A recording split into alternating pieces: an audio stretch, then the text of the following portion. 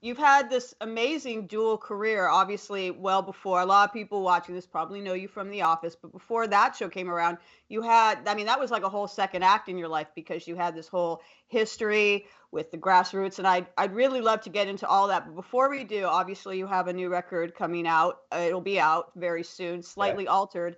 And I read that you said this was your most personal album to date, and I'm curious why that is. What did you get into there that was new ground or personal ground for you?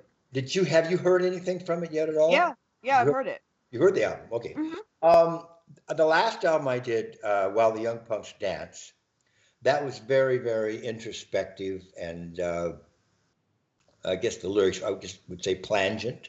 It was a good word for them. Uh, but this album, there's a couple of songs on there. I'm Not Comfortable and Right Where I Belong. I think it's a very, very healing song. It's very, very, especially in these times. It's hopeful. It's that we have to be with all the stuff going on. We have to be grounded in where we are and make the most of what we're doing. Now, I didn't know that the virus was going to happen when I was recording it. It's Mm. just that I try to, as I get older, try to find the most positive things in life.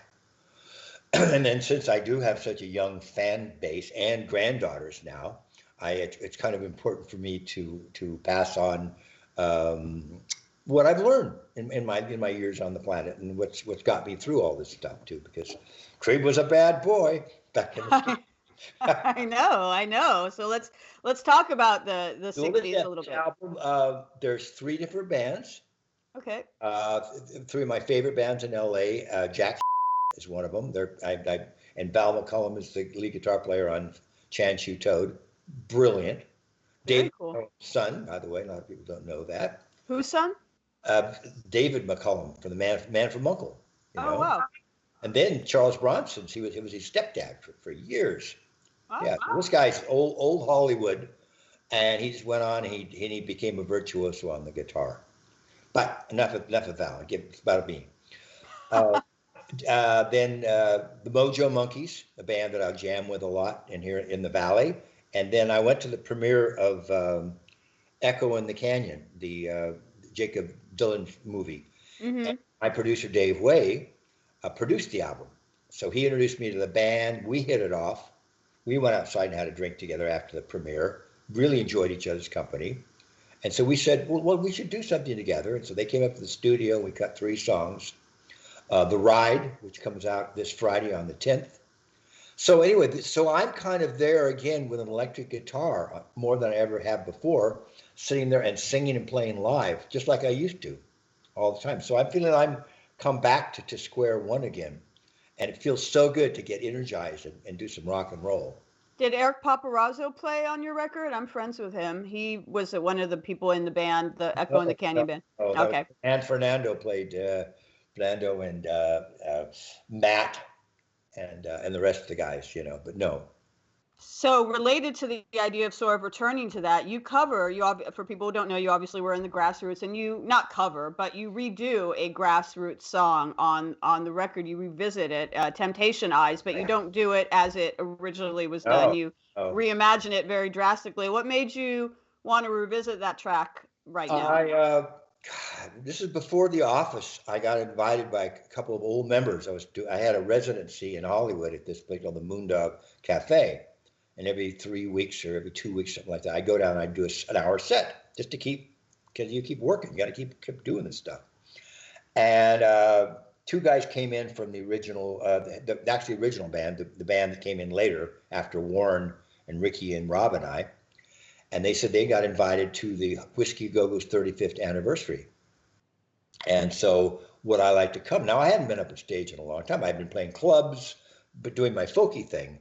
And the thought of getting up there and with electric guitar or just up on stage again on a big place was too much. So I said, yes, I would do it. So we were learning Temptation Eyes, which I didn't play on because I'd left the group before that. So here's the reason. Yeah. I'm playing the song and I'm going, oh, I love the structure of the song. It's a really great pop song. I love the way it feels. So I started working out this finger picking thing on the guitar. Started doing it in my act. Said this is a song I wish I had played on, and I played it for my friend Gary Boris in New York City. And he said, "Oh, you got to record this song. That your version of it's so cool." So I played it for Dave and Dylan. They said, "Yes, this is this is your wheelhouse. This song," and I love the way it turned out. And that's Tim Hockenberry on trombone, which gives it that. I think I don't know, just a very surreal tone. And it doesn't sound like anything like the original song at all. No, not at all. So I'm curious. So how did you join the Grassroots? Because obviously, as you mentioned, there were different iterations of it, and you were in like I would say the most famous version of it. But I understand you sort of joined them because you've led a very colorful life, and weren't you like busking overseas, like Israel or something? How'd that come about? I had left college. I had about 8 units left to graduate, and my acting coach, I was a drama major, and my acting coach said, you're really a good actor. He said, you're naturally a good actor, but you're just so young. He said, you need more life experiences. So I took him literally. I said, well, if I'm a good actor, then I need life experiences. So I will, I'll go to Europe. That'll be a good way to get. So I had a Austin Healey sports car. I called my friend Mickey. I sold the sports car, got on a freighter to Venice. This is 1960. I arrived with $25 in my pocket and stayed almost 2 years. Wow. So I meet these two guys in Munich. We hitchhiked down all the way across North Africa. Then we couldn't. Then we started to go down to the Sudan. We couldn't get through there. The Congolese were running guns. We had to come back up. We went over to Beirut. Worked in a brothel. We played music in this club in a brothel. Oh yeah, and the girls there were the Merkins, and it's very, very educational, kids. Merkins. I don't. Merkin is. I do know. Not a lot of rock guys get to play with Merkins, but you know, Creed did for sure. So then we hitchhiked to Israel. Now we're in Israel, and we can't get out of there because we have Israeli stamps on our passport. We can't go back to the Arab countries. That's a no-no. We know we have to take a boat or fly out. So we're working on this movie, Cast a Giant Shadow, and we worked as grips and just special whatever they need. We've got gophers running around doing stuff, helping them. We got a request to play a folk festival, so we did the folk festival. This guy Warren Entner came up to me. He just graduated from UCLA, and Warren's talked to me, and he said, here, he gave me his number, and I think we went over and jammed at somebody's house, just to see. And I like Warren, and we're still friends after all these years. It's amazing. So I called him when I got back to, I was born in Los Angeles, but I got to LA to stay with this woman I'd met. She eventually became my wife. And we within 1 week, we had a band started. So that's how it happened. Israel gave me the number. I literally left, Lyndsey, I opened my rucksack to clean it out. There was a little piece of a tablecloth that had Creed Bratton written on it. That became my name. And also there's this piece of paper with flooded. I went, oh, that guy from UCLA. I call him up, and a week later we're playing at a topless bar doing cover songs. And which bar? Oh, was it like Seventh Veil or something? Something like that. It was out in the valley, but the thing is, there was a topless girl on a swing. And so I'd be playing guitar like this. I'd go move, and then she'd swing by, and I'd go back and play a little bit and move, and she'd swing by. Yeah. You've led a great life. What are your craziest memories? Because you said you were a bad boy, of the Summer of Love, because that was smack dab in the middle of this. It was 1967 or so. Must have been a really great time to be alive. What are your memories of being in the Grassroots and enjoying the fruits of that? It was the Summer of Love. You're right. I'm in a hit pop group, so it was. Needless to say, Creed did all right. No Merkins. No Merkins then. I didn't never sans Merkins, my dear.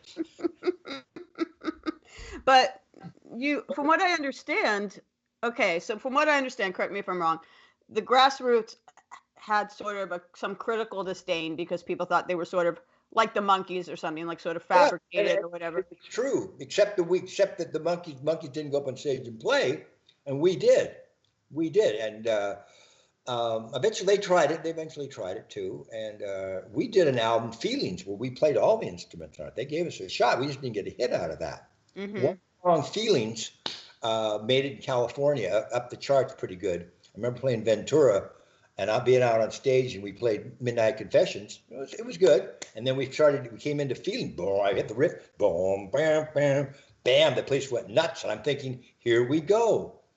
We recorded this. This is going. No, it wasn't meant to be. That's the reason I left the band. Yeah, tell me about that, because I heard it was a dramatic exit. It wasn't dramatic. It wasn't. No, it wasn't. People like to dramatize. You know, they like to dramatize and make it bigger than it was. I had kind of got a little bit of a mental breakdown after the Tonight Show. We went out to do the Johnny Carson Tonight Show, and I think Bob Newhart was the guest. We didn't do it with Johnny, but anyway, I had been listening to the band a lot at that time, and of course, my favorite album up to that time was Rubber Soul. That was the epiphany for me as a musician. I wanted us to be that good, And maybe I was just being crazy. I wasn't crazy, but I said we've got to start woodshedding more. We've got to just don't go up and do these hits that they give us. We got to get out there and do it, like we used to, in the 13th floor when we learn songs and do them. And we loved the 13th floor band. We had so much fun playing. We get up there.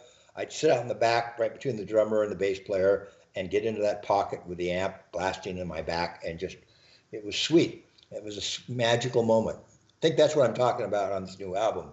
It's just getting up there and getting in the groove with it, But I said to them, we got to do this. And they said, nah, we want to stick with it. So I was disgruntled, and they could feel that that I was unhappy.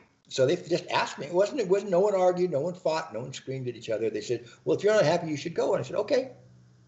Okay. I accept the first. No, I mean, I'd tell you if it was a big, crazy brouhaha, but it was not. I'm sure you would tell me. Wikipedia says it was a disastrous appearance at the Fillmore West, where a slightly inebriated you. Or no, I had taken acid and couldn't perform. Well, tell me about that. That's a good story. Everybody knows that story. You don't know? I actually don't know that story. All right. I'm sorry. Then I will tell the story one more time for you, since you're. Thank you.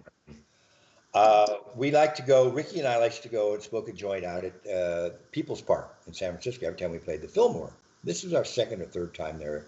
Probably third time at Fillmore. And so it's getting weird. We're very comfortable playing that place. And we were smoking and playing hand drums and stuff like this. And the roadie comes up in the car. Said, you got to go. We got to go back and get dressed and do the show. And we'd already had our sound check. So we started walking back, and this little hippie girl, she comes up and she had a little flower decal on her cheek. And she goes up, she opens up her hand. She goes, for you. I said, hello, what? For you. And so in her hand were these little white papers with little blue dots. And I'd read Newsweek, so I knew what that was. So I said, oh, thank you. I took it like that. Ricky grabbed one. We started to walk to the car. I take it. And he goes, that was really nice of that girl. We should take this after we get off the stage. And I went, yeah, it's a good idea. A little late.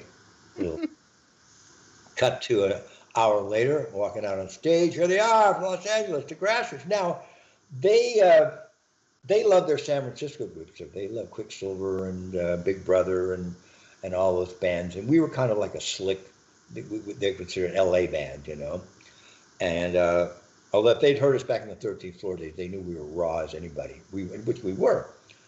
I come out on stage and I start to go, I look down, I start to play the notes, and all of a sudden my hands are starting to glow. And I look and I go, oh. And all of a sudden there's this Technicolor accordion. In my head, I start playing music. Yeah, I'm God's concertina player. I'm in my head. I hear Bill Graham going, play! Play! Play! What? Why would he say that? To me, he knows I'm, but he didn't like me. He didn't like me very much. Aw. I don't know what the deal was. I think it was that LA thing. I don't know. Mm-hmm. Yeah, it still exists now, the LA versus San Francisco thing, It for sure. does. It's so silly. Anyway, and we're all looking at him like, why is he getting so angry? They didn't know. They didn't know I was tripping out. So I go, there, there, there, there, there, there. And I look out of the speaker, and out of the speaker comes musical notes on staff paper like this. There, there, there, there, there. And then the notes fall. They fall off into the floor, and I go, oh, poor notes. And I go over and I have an imaginary dustbin. So I'm sweeping up the notes and I'm picking them up and trying to put them back into the speaker. And they're looking and going, what the hell? And then all of a sudden I looked around and I couldn't perform. So I dropped my pants.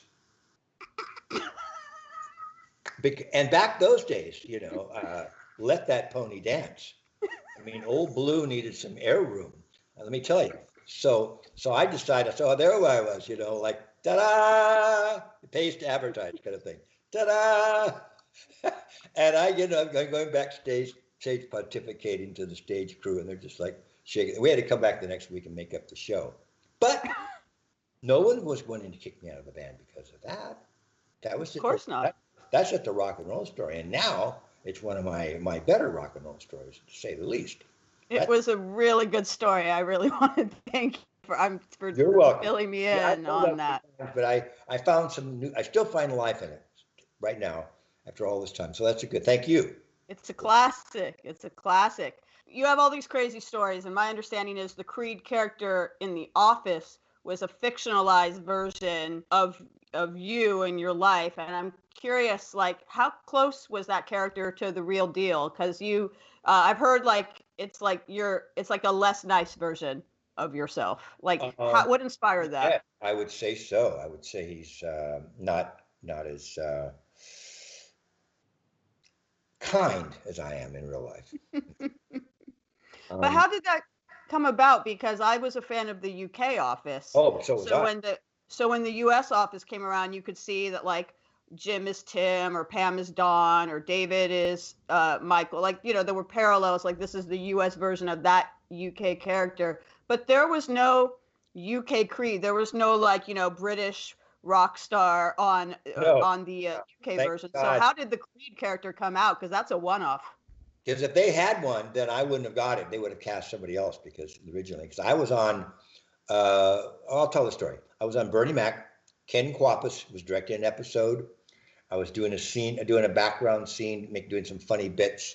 He found out I was in the Grassroots. We became friends during that episode, and we hit it off. He's a great guy. He's one of the great guys in Hollywood. So I heard that he was doing it was called The Office in American Workplace, the original title. Mm. Now, he gave me his number. Lyndsey, in my whole career, I've never called a director. People do stuff, hey, look, are you ever going to play around? Let me know. I'd love to come hear you play and stuff like that. No, you don't bother people. But all my little voice said, you better get on this show. You better at least give it a shot. So I called him up and say, is there anything I could play on that show? And he said, you know what? I don't know. Let me ask Greg Daniels. And I think, okay, well, I give it a shot. A week later, he calls. I talked to Greg. I told him, you're a very, easygoing, funny, funny guy, naturally funny guy.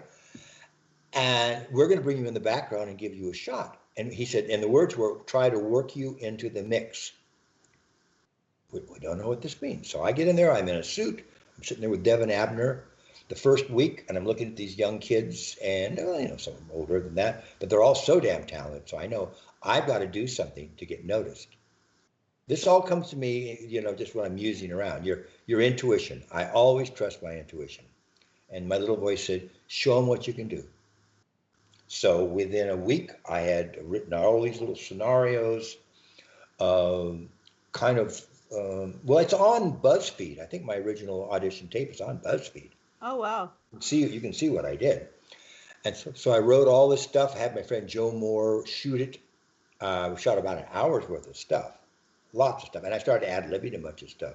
We cut it down to just the pithy pithy little presentation. And I didn't tell my kids, I didn't tell my friends, because I learned a long time ago, you start telling people, I'm going to do this. You go, do you know what the odds are against that? Do you know how many people try to do that? Don't embarrass yourself. Don't do that. But so I presented it. I presented it to them, and they said they within a week later they came up to me and said, "Okay, you're in. You're in. You know, we're going to give you a 6.5-page scene." This was season 2. Like just as soon as we started, they came right up. Here's a season 2, 6.5-page scene with Steve Carell. Make it or break it. Now, I took the liberties of taking my personality, my easygoing rock personality, and took him, and for comedy's sake, but keeping it as real as possible, because you can't just, it wouldn't be that funny if I was just, yeah, let's go jam and play some music. It'll be fine. It's okay. But it's better to be, someone making soup? It's when Pam. It's just, I take him up quite a bit, to the point he's fibrillating with energy. He's almost ready to crack. And I told Brian Baumgartner one day, he said, what's your motivation behind this guy? And said, well, I came in, my original presentation was that I had passed out on a Greyhound bus, woke up in a dumpster in Scranton. Ed Trucks gave me a job as a salesman, found I was horrible, but I was psychic and I knew exactly what everybody wanted. So I worked I gave them stuff. I was like Pam's job that she got eventually, where she'd go out and get acquisitions. I'd go find stuff around the office, and so that was the character. But one of my motivations as the character was that they're going to find me out. They're going to find out that I don't know what I'm doing, and that was always there. That I didn't have a clue what quality assurance was. Quality assurance was. I had no idea. I was faking it the whole time, scamming people. So that was the motivation, except with quite a bit of energy added to it. So you weren't supposed to be a regular? Is that my understanding? It was supposed to be maybe just a short-lived character? They didn't know until I did the Halloween scene, and then that was it. Boom. And then they said, "Oh, well, shoot, you could stay around for a while now." What memories do you have of the Booze Cruise episode? Because in my recollection, that's the episode that sort of got the closest to talking about your real life past, and the Grassroots gets a mention in that. I think, at least in the outtake, it does. What memories do you have of that? Well, the very night before, I went over with Bob Thiel and Dylan O'Brien. I can't remember who was on bass and drums. Gee, I'm sorry, it skips me at the moment. But I'd been working all day on the show. Came over to the studio that night, and I just asked for a great lead guitar and a good amp. I said, just give me a good tone and we'll play some blues. And so he had this really cool Fender. He's a left-hander, but he plays it the old-fashioned way. So I just flipped the guitar over, and I remember he had a matchless amp. And once I went, oh yeah, let's roll. So we just rolled it, and I just blew, and it was so much fun. So the next night we're out there on the water in the Long Beach Bay till 4 a.m. Actually, till the sun was coming up in the morning, shooting this thing. And it was so much fun. And I remember we tried to play, we couldn't play it live because it was too much problem. So I had to I wanted to play it live with the band. That was my original thought we were going to do. They said, no, we're not going to be able to get it sounding good. I went, oh man, I don't remember what I played. Trying, you just blow, So I said, okay, I'll just try to get it as close as I can to what I remember. But I remember seeing everybody's face when they hear what's going on, and they're not acting, they're going, oh, this sounds really good. So I'm going, okay. Now they're going to tell me, no, it didn't sound good at all. We were just acting. That could possibly be true.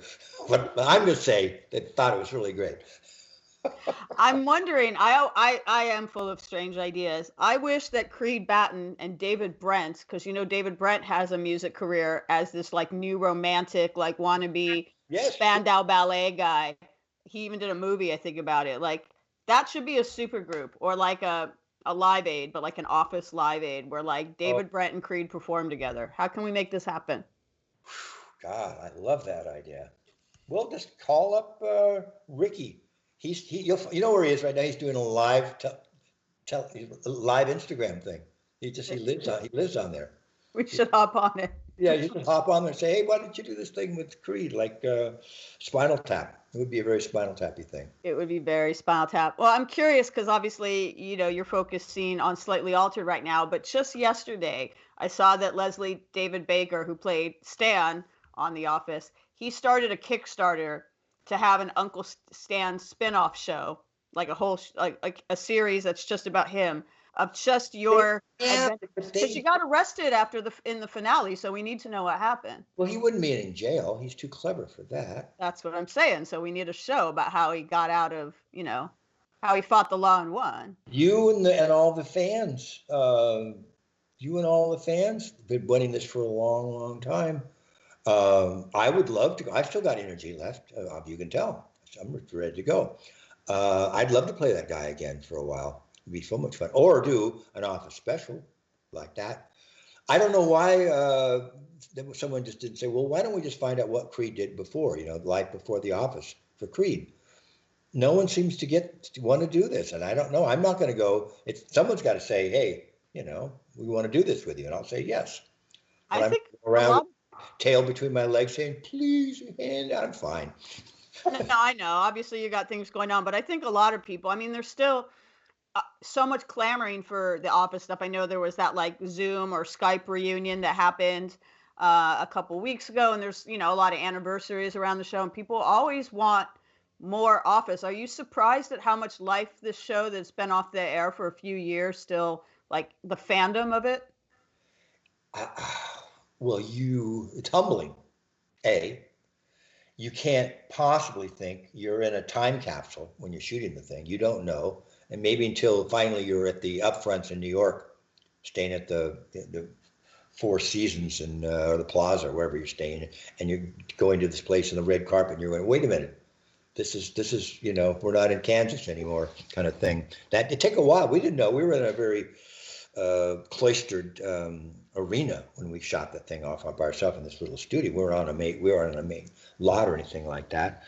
But and dare I say, and I'm not saying it, but other people say it all the time, it's now become part of the zeitgeist, this show. How can you predict something like that? How can anybody say, oh, we know right away? People say, well, we knew. Well, no, I didn't know. I've had too many down periods in my life since the Grassroots. I keep thinking things just almost get there. I get a record deal. I get a movie. I'm signed up to play a lead in this film. And it just crumbles like a lot of actors. I've had so many things, Lyndsey, right at the last minute, 2 albums and a couple of movies where I was supposed to do, and the money didn't come through. I'm going, what's, but it all worked out. It all worked out. Did you ever work in a real office when you were, needing? No. I worked as a waiter, because all actors work as a waiter. Mm-hmm.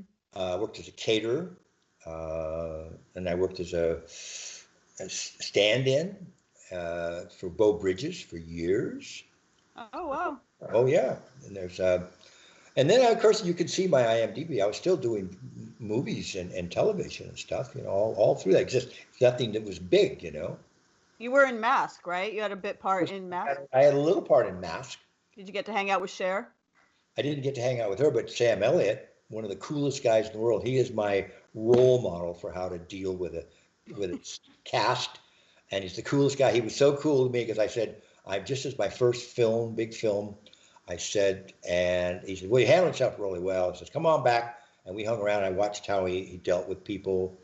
And he was and by the way, thank you, Sam. Gracious, you're a gracious man. I appreciate that advice. Showed me, he said, you just come to work and do this stuff. He's what you see is what you get. This laconic, down to earth, real person. So I said, okay, that's how you treat people. You don't get all filled with yourself. That's just right there. Did you ever regret quitting the Grassroots? Huh? Oh, sorry, go ahead.